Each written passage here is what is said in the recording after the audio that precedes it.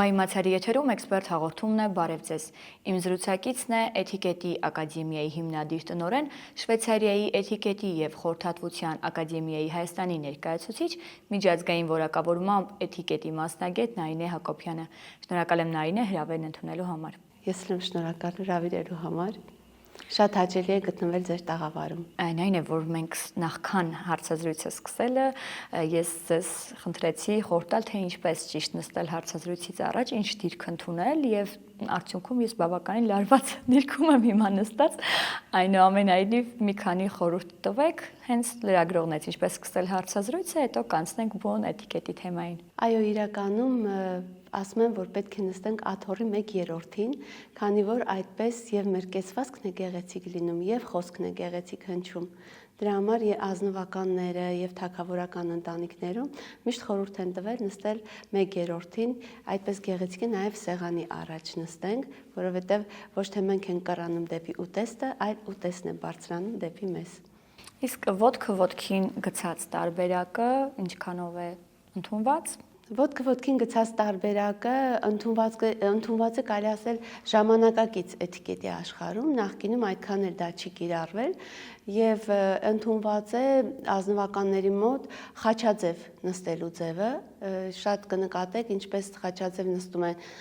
Ձիաննան պրինցեսը եւ Գեյտը։ Նրանք դրան շատ մեծ ուշադրություն են դարձնում։ Դա նույնպես կարելի ասել հարմարավետության հետ կապված է, ավելի հարմար է այդ խաչաձև ձևը նստելու։ Ինչպես առաջացավ հետաքրքրություն ձեզ մոտ ուսումնասիրելու էթիկետը եւ զբաղվելու էթիկետով։ Իմ մասնագիտական հետաքրքրությունները սկսվեցին, երբ ես սովորում էի միջազգային հարաբերություններում։ Այդ ընթացքում նաեւ աշխատում էի ռադիոյում եւ մեր ռադիոյի տնօրենը որոշեց, որ մենք պետք է մեկնենք գործուղման Սանկտ Պետերբուրգ։ Իսկ ես միշտ սիրում էի գործուղումները համադրել ինչ-որ դասընթացների հետ եւ որոշեցի մեկ շաբաթյա դասընթացներ այնտեղ գրանցվել։ Գրանցվեցի էթիկետի մեկ շաբաթյա դասընթացների, որից հետո չեք պատկերացնի ինչքան ոգևորված էի եւ տպավորված այդ դասընթացներից։ Սկսեցի ուսումնասիրել էթիկան, էթիկետը, տարբեր ֆորումների մասնակցեցի, միջոցառումների մասնակցեցի եւ ծանոթացա Շվեյցարիայի Էթիկետի եւ Խորհրդատվության ակադեմիայի տնօրենի հետ, որը նույնպես ինձ գրավեց եւ մենք միասին սկսեցինք համագործակցել, այնուհետև սովորեցի Շվեյցարիայում դեռահասների, երեխաների եւ բիզնես էթիկետ դասընթացները։ Այդպես ընկղմվելով էթիկետի աշխարհ, հասկացա, որ սա այն է, ինչով ես ուզում եմ զբաղվել։ Էթիկա եւ էթիկետ հաճախ են շփոթում, ինչպես տարբերել։ Այո, այդ հարցը շատ են տալիս, թե ինչպես մենք տարբերենք էթիկան եւ էթիկետը։ Էթիկան փիլիսոփայական վարդապետություն է, բարոյականություն է, բարոյագիտություն է։ Էթիկային առաջի անգամ անդրադարձել է Արիստոտելը։ Այնուհետև էթիկայի մասին խոսել են շատ փիլիսոփաներ, բայց ինձ հոգեհարազատ է Պեդրո Ալֆոնսոյի խոսքը, որ էթիկան դա մեր հոգևոր արժեքների ամբողջությունն է։ Իրականում ինչ են դրանք։ Դա մեր ընկերասիրությունը, գթասրտությունը, բարությունը, ժուժկալությունը, համբերատարությունը եւ այս ամբողջությունը կրելով մենք էթիկետի միջոցով սա դրսևորում ենք։ Առանց էթիկայի էթիկետ չի լինի, իսկ առանց էթիկետի էթիկա։ Սրանք միմյանց փոխլրացնող հոմանիշներ են, այո։ Բայց գիտեք, կրելով այս արժեքները մեր մեջ, մենք նաև ինչպես պետք է դրսևորենք, մեր ազատ լինելով, ունենալով ինքնավստահության զգացում, փոխանցելով հոգևորը, մշակութային արժեքները եւ այս ամենը կրելով մենք ավելի ինքնավստահ ենք դառնում ու ցանկացած միջավայրում մեզ ճիշտ ենք դրսևորում։ ի վերջո ասում են, չգիտես ինչպես վարվել, վարվիր ըստ էթիկետի կանոնների։ Որքանով են այսօր 21-րդ դարում մարդիկ ուշադրություն դարձնում էթիկետին, հատկապես երիտասարդները եւ պատանիները։ Շատ հայտնի էթիկետի մասնագետ Արցիշևսկին ասել է, որ տիրապետելով էթիկետի կանոններին, մենք կառուցում ենք կամուրջ այնտեղ, որտեղ ուրիշները պատ են շարել։ Եվ սա ներքին մշակույթ է, որը օգնում է մեզ ցանկացած իրավիճակում բարձր գտնվենք։ Եվ եթե վերցնենք այսօր ցանցային էթիկետը, ցանցային այս, թողուբոհները, մենք կարող ենք ասել, որ ժամանակակից էթիկետի կանոնները առավել եւս անհրաժեշտ են մեզ, քանի որ շփվելով սոցցանցերում, տարբեր առցանց հանդիպումներ ունենալով, եւ տարբեր ազգերի, ոլորտների մարդկանց հետ հարաբերվելով, մենք տիրապետում ենք էթիկետի կանոններին եւ ճիշտ հաղորդակցությունների միջոցով բանակցությունները մեր օգտին ենք վարում։ Բայց օրինակ արևմուտքում նույն հաճախ են ասում, որ մենք այնպիսին ենք, ինչպիսին կանք, պետք է այդպես մեզ դրսևորենք, ինձ հարմար է այսպես նստեմ, ինձ հարմար է այս հագուստը կրեմ։ Շատ հաճախ մենք տեսնում ենք, որ այսպես հեղինակավոր միջոցառումների ներկայանում են անգամ պաշտոնատար անձինք շատ ավելի ազատ հագուստով, շատ ավելի ազատ վարքագիծ են դրսևորում, դա այսպես համեմատելով ժողովրդավարության հետ, ազատության հետ։ Այս չափանիշները ինչպես են, հակադրվում ժամանակակից էթիկետին եւ ինչ է փոխվել այս ընթացքում, որ մարդիկ սկսել են էթիկետը ընկալել որպես լրացուցիչ սահմանափակում։ Ես չէի ասի, որ էթիկետը սահմանափակում է։ Պարզապես մենք կարող ենք այն համարել սահմանափակում, որովհետև մենք միշտ լսում ենք կանոններ եւ կարծում ենք, որ կանոնը սահմանափակում է, բայց էթիկետը կանոններ չեն։ Էթիկետը հմտություններ են, որոնք կիրառելով մենք ավելի ճիշտ ենք հաղորդակցվում մարդկանց հետ։ Այսինքն այսօր կարելի է ասել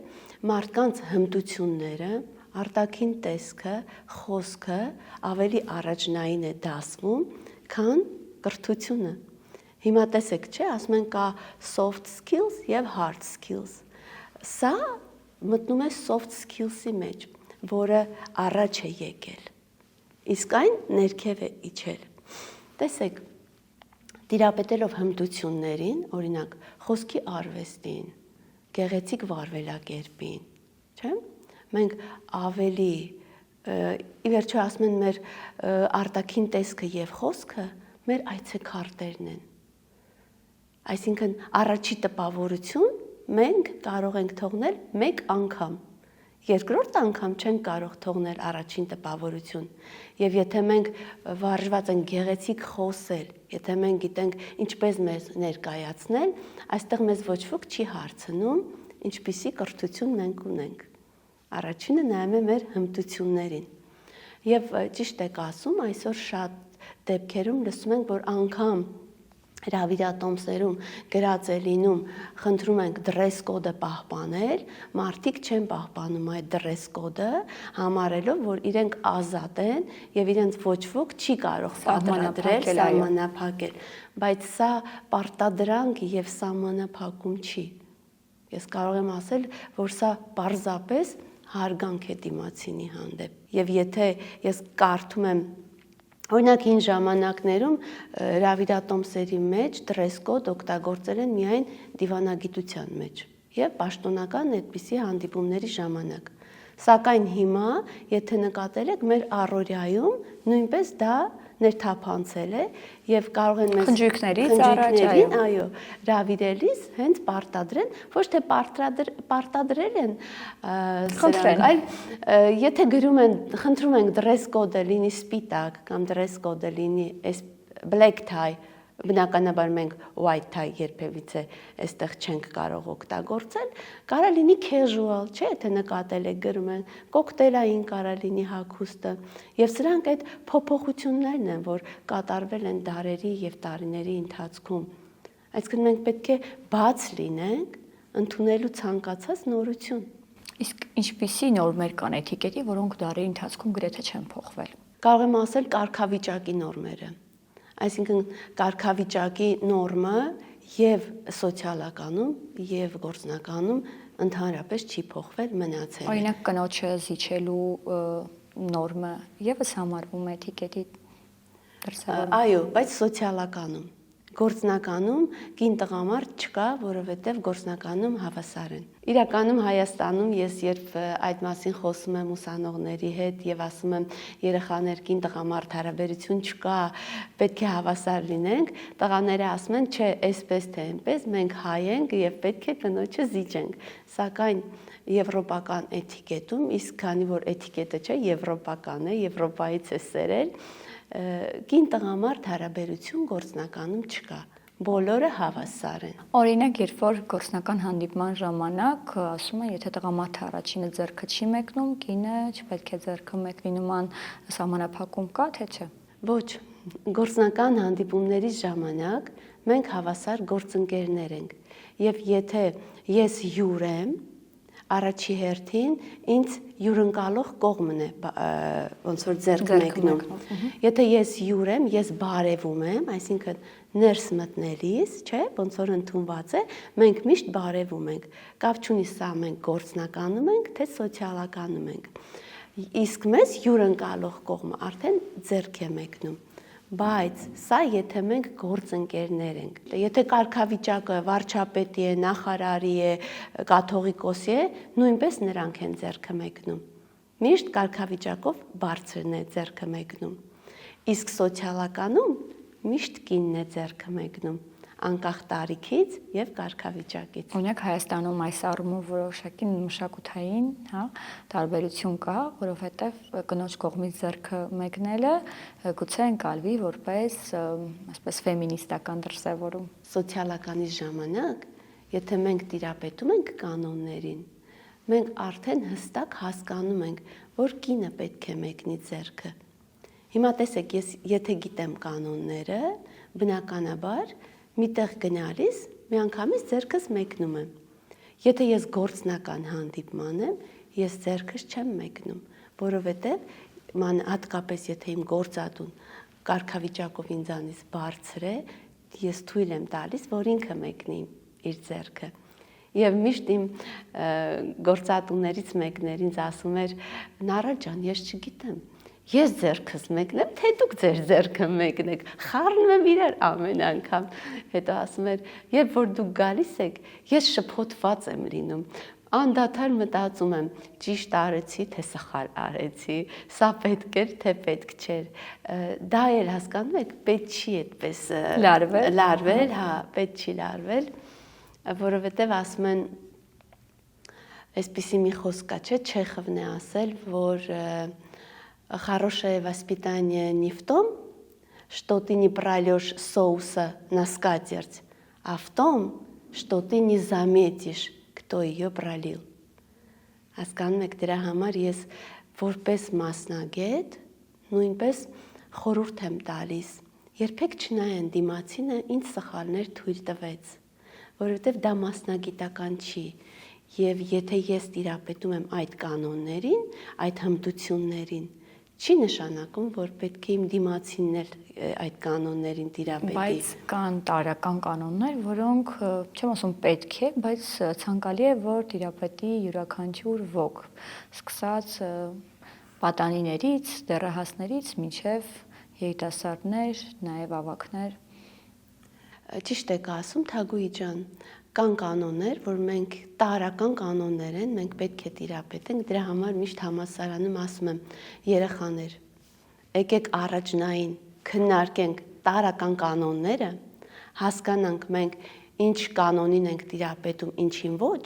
այնուհետև անցնենք մյուս մեր բարձրագույն թեմաներին։ Օրինակ սկսենք տրանսպորտից օգտվելիս։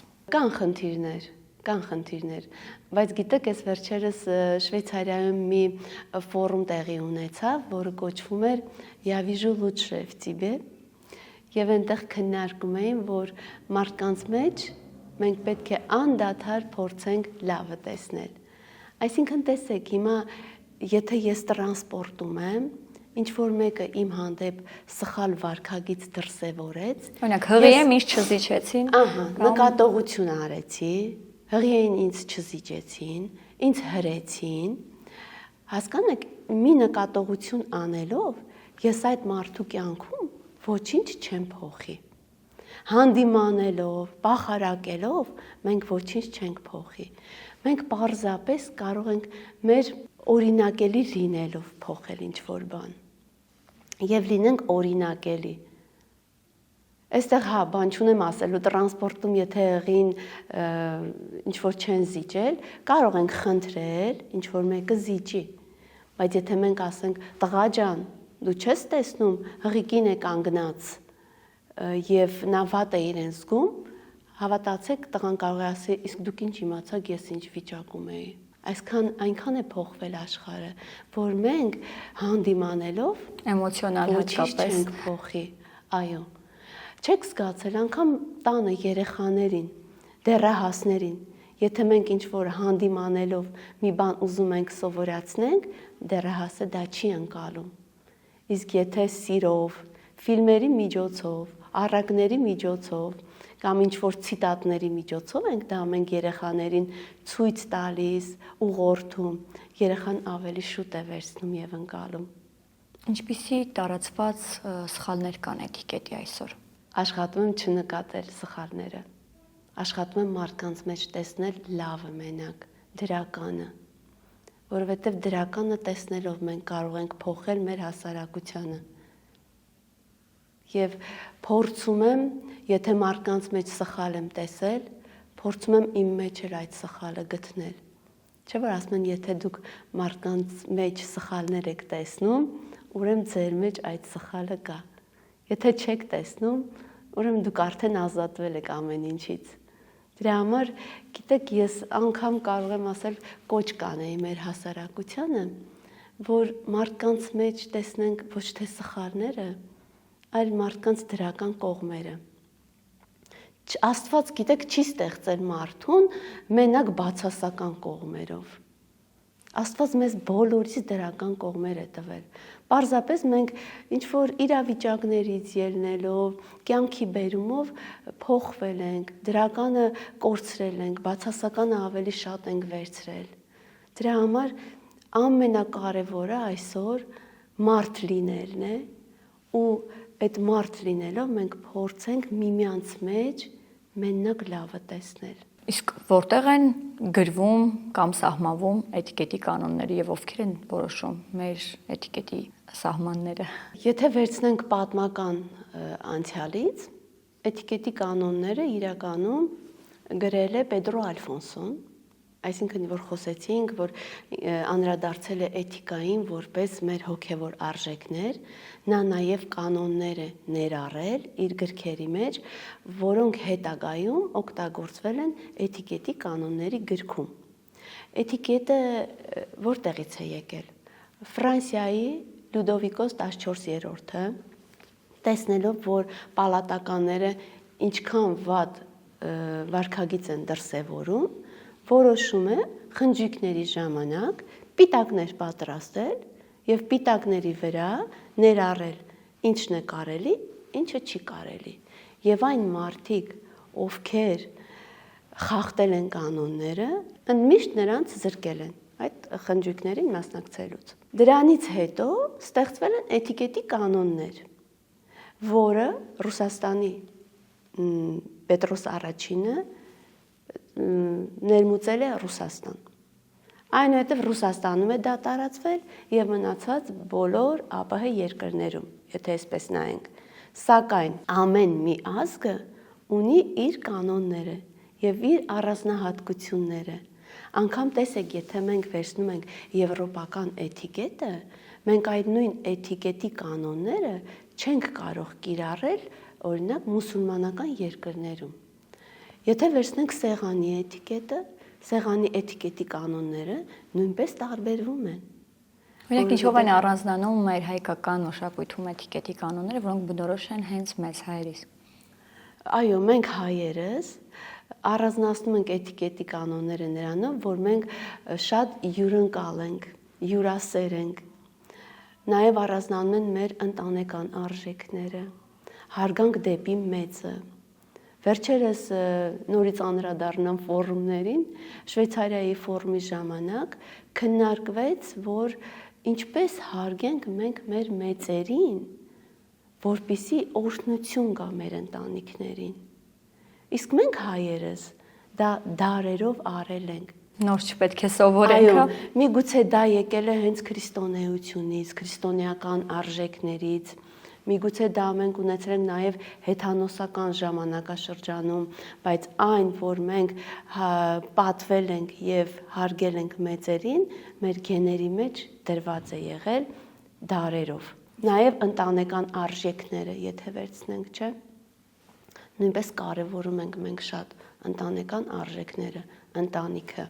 Դա նույնպես տարբերվում է եվրոպական, ասենք, ընտանիքի արժեքներից եւ եվրոպական ընտանիքներից։ Նույնիսկ այսօր շփումները մեծամասամբ on-line են եւ արդյունքում առաջ է գալիս ցանցային էթիկետը։ Ինչ պետք է մենք իմանանք միմյանց հետ շփվելիս սոցիալական ցանցերում նաեւ։ Ոչ միայն շփվելիս, այլ նաեւ մեկնաբանություններ գրելիս, այլ նաեւ տարբեր այսպես բլոգ վարելիս, հա, որովհետև հաճախ եմ ես տեսնում կարճ հոլովակներ, որտեղ ինչ որ բլոգեր պատմում է նոր օրենսդրական փոփոխության մասին եւ ընթացքում ուտում է ինչ որ սնունդ եւ քանի որ համարում է որ այդպես բնական է իր առօրյա կյանքի մի հատվածն է ներկայացնում եւ բնականաբար դա հետաքրքրում է կոնտենտ ունի, հա, ինչպես պետք է հա այդ սահմանը որոշենք ինչ կարելի եւ չի կարելի, որպեսզի թե մարդկանց իրավունքները չխախտվեն, որ չասի սա իմ անձնական տարածքն է, ոչ ոք իրավունք չունի ինձ ասի կամ սովորեցնի եւ ինչպես այդ մշակույթը ներդնենք մեզանում։ Ցանցային էթիկետը նույնպես ունի կանոններ։ Այստեղ արդեն հմտություններ պետք չեն։ Այստեղ հստակ կանոններ են, որ մենք պետք է այդ կանոններին տիրապետենք եւ չվնասենք մեր դիմացինին։ Երբեմն մտածում ենք, հա մեկը չի տեսնում ով է գրել այս վատ մեկնաբանությունը։ Մենք պետք է զերծ մնանք։ Իսկ այդ կեղծ էջերի մասին է, fake էջերը։ Եվ կեղծ էջերը, եւ ասենք մարդիկ մեկը մյուսին, չէ, եթե նկատել եք, ինչ որ մեկը post է անում, մյուսները որոշում են այդ post-ի տակ վատ մեկնաբանություններ գրել, վատ արձագանքել։ Այսինքն մենք այնքան ենք սովորել այդ վատ արձագանքը։ Դա համեմատվում է ժողովրդավարության դրսևորման հետ, ասում են, տեսեք, այնքան ժողովրդավար ենք, որ մենք քննարկումը կարող ենք այդպես էլ կազմակերպել կամ թեկուզ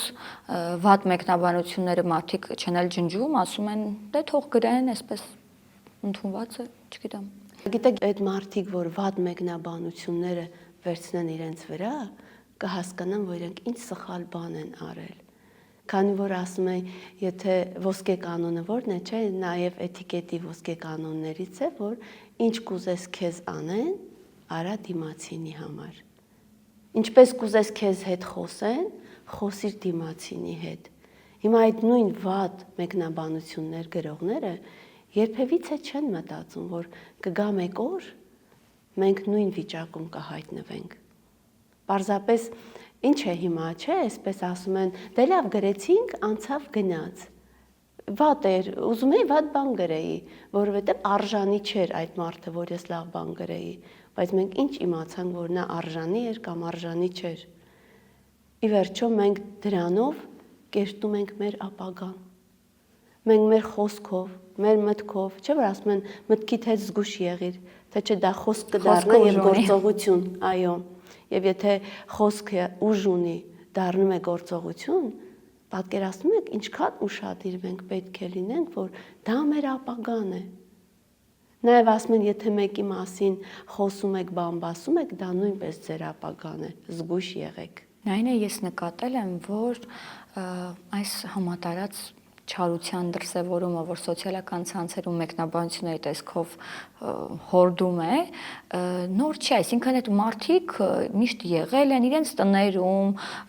բակերում, միմյանց հետ զրուցելիս արտահայտվել են, հա, այդ մասին, բայց հիմա ցանցերի շնորհիվ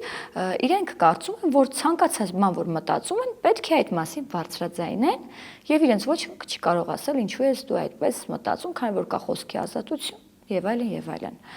Այստեղ լավ, եթե օրենքները խախտելու դեպքում կամ պատիժներ բնականաբար էթիկայի խախտման դեպքում գործում են որոշակի սահմանափակումներ, այսպես Facebook-ն է կարող հնարավոր է զտում է կամ լրատվական գործակալություններ ունեն առանձին մարտավարություն վերցնում են, հեռացնում են այն մեկնաբանություններ, որոնք պարունակում են ատելության խոսք եւ այլն, սակայն կան անվերահսկելի առանց չլիցենզավորված կազմակերպություններ, հատկապես մեդիատիրույթում, որոնք վերահսկելը անհնար է եւ արդյունքում այդ աղբը, այսպես ասած,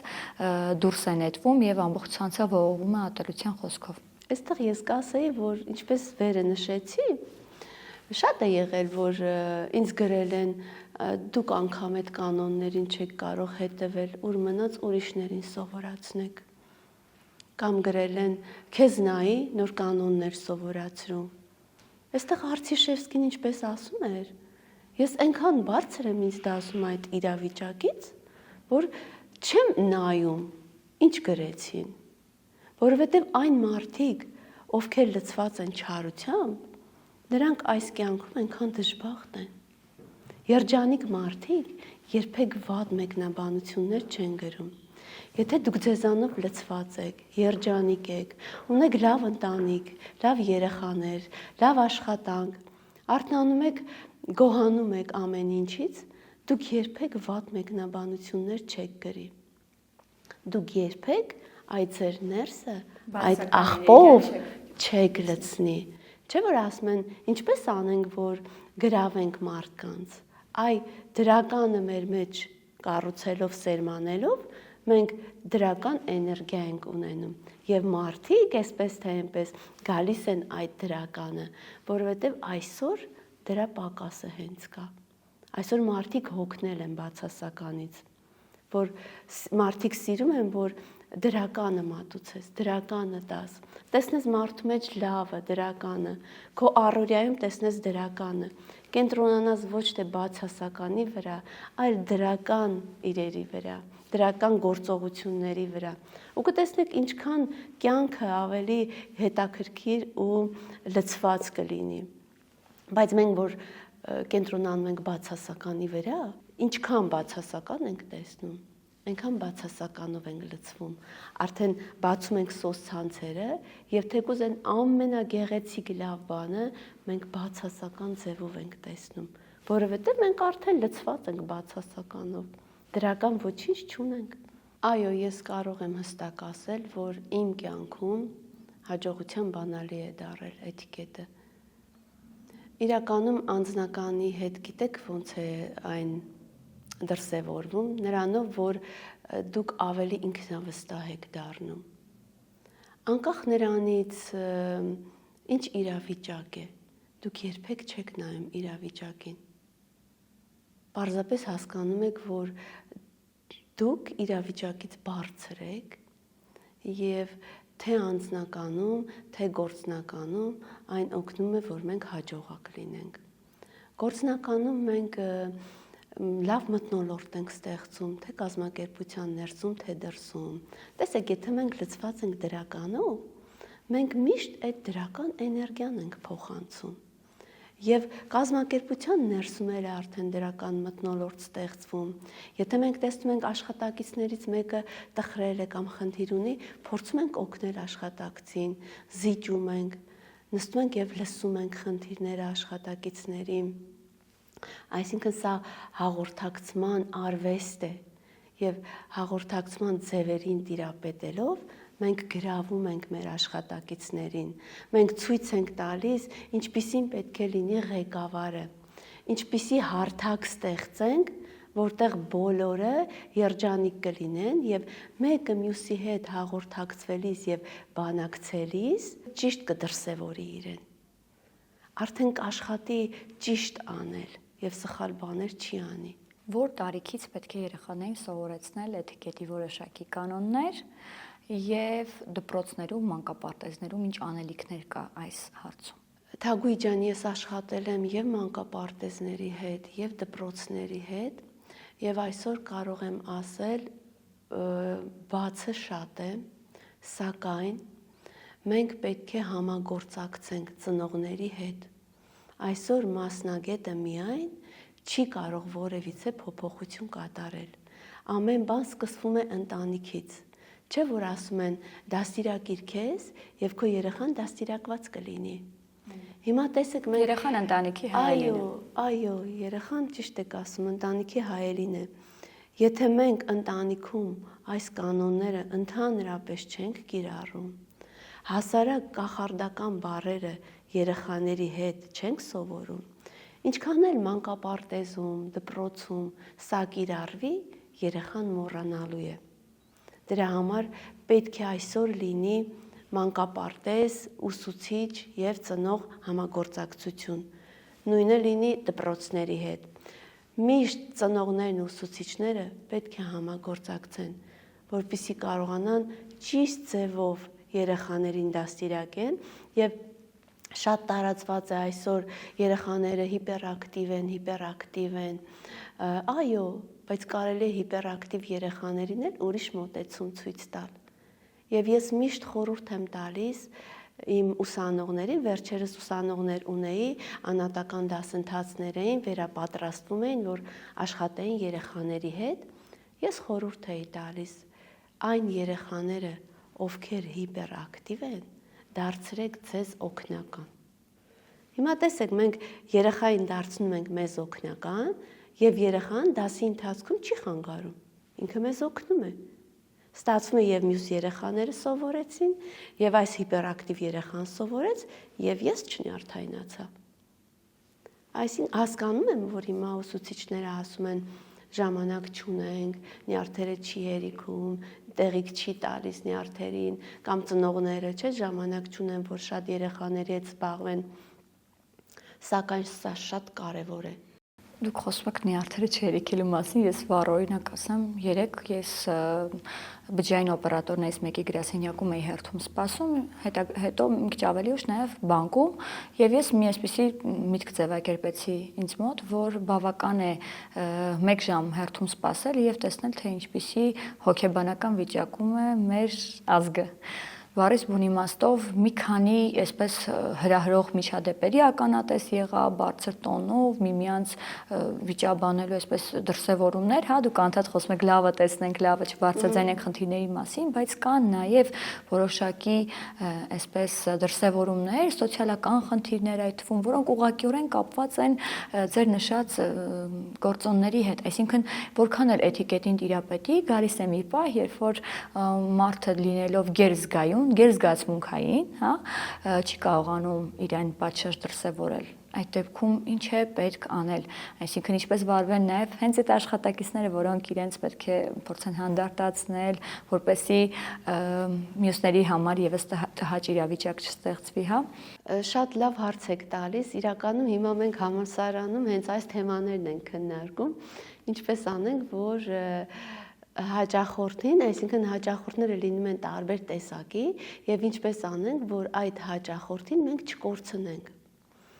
Պարզապես այստեղ Թագուի ջան, հենց նույն որ ասեցիք բանկերում, բջջային օպերատորի գրասենյակում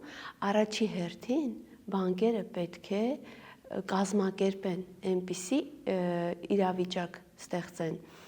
Կազմակերպչական խնդիր կա այսօր բանկերում։ Ես էլ ժամերով սպասել եմ եղել եմ, սակայն չեմ նյարդայնացել, հաշվի առնելով ձեր մասնագիտական։ Նախ հաշվի առնելով մասնագիտականը, երկրորդը հաշվի առնելով, որ սա ներքին խնդիր է։ Հենց պետք է բանկերը այսօր կազմակերպեն այնպիսի միջավայր, որ հերթերի համակարգ կա, գործում է, բայց անգամ դա շատ ժամանակ չի հանգեցնում խնդրի լուծմանը եւ այնուամենայնիվ կոնֆլիկտները հնարավոր չի։ Եթե 2 ժամ սպասի մարդը, դա շատ դժվար է, այո, էմոցիոնալ ֆոնի վրա դժվար է 2 ժամ հետո ինքը նյարդայնացած չլինի։ Շատ դժվար է։ Դրա համար առաջի հերթին այստեղ նաև սպասարկողը պետք է այնքան լցված լինի համբերությամբ, այնքան այդ արժեքները կրող լինի, որ հասկանա, որ այս դիմացինը հաճախորդը սպասել է երկար ժամանակ, միգուցե դրանից է նյարդային։ Պատկերացրեք այդքան սպասեցնում են, հետո ասում են, օրինակ, ձեր թղթերը չի համապատասխանում, այդպես էլ է լինում։ Բայց այստեղ պետք է մենք կարողանանք ոչ թե միանգամից սուր ձևով արձագանքել, որ ձեր թղթերը չի համապատասխանում։ Իրավիճակին փորձենք ավելի խելամիտ լուծում տալ։ Գիտեք, ասում են օգտագործեք calm մեթոդը։ Այդ calm մեթոդը իր մեջ ներառում է հենց լսելը, համբերատար լինելը եւ ճիշտ ուղղություն ցույց տալը հաճախորդին։ Այստեղ երբ մենք արդեն այնքան զարգացած կլինենք, այնքան լցված կլինենք, որ կկարողանանք հաճախորդներին ճիշտ ուղղություն ցույց տալ եւ ճիշտ ձևով սպասարկել, հաճախորդը չի նյարդայնանա։ Սա համակարգ է, որը պետք է ոնց որ վերապատրաստվի։ Գնալով տեսնում եմ փոփոխություններ կան։ Եթե նայենք նախկինում եւ հիմա, փոփոխությունները շատ են։ Պարզապես մենք պետք է համբերատար լինենք ու հասկանանք եւ հավատանք, որ լավ է լինելու։ Եվ օրինակ, ինչ է կարծում արժե, որ մեր դպրոցներում մի քանի դասաժամ հատկացվի հենց էթիկայի ուսուցմանը։ Երբ ես դիմեցի կրթության, գիտության, սպորտի եւ մշակույթի նախարարի տեղակալին, նրանք ասեցին, որ մենք մեր գրքերի մեջ ներառել ենք որոշ հատված էթիկետին վերաբերվող եւ դա բավական է երեխաներին։ Հետո ես նայեցի, տեսա, որ հասարակագիտության գրքերի մեջ մի որոշ փոքր հատված, այո, կա, որ վերաբերվում է էթիկետի կանոններին, բայց սա մեկ դաս չի, մեկ դասի ընթացքում մենք չենք կարող երեխաներին փոխել, մենք չենք կարող երեխաներին ինչ-որ մի բան սովորեցնել։ Հիմա ես ունեմ դեռահասների ծրագիր, ծրագիրը բաղկացած է 70 թեմայից։ 70 թեման պատկերացրեք, ինքը ոնց մենք մի դասի ընթացքում կկարողանանք երեխային բացատրել կամ մատուցել։ Առաջի հերթին մենք պետք է հասկանանք երեխան ինչ է ուզում, ով է երեխան, ինչ նախասիրություններ ունի։ Միշտ գիտեք ինչ են ասում են ոնց որ մեր ձեռքերը, մեր մատերը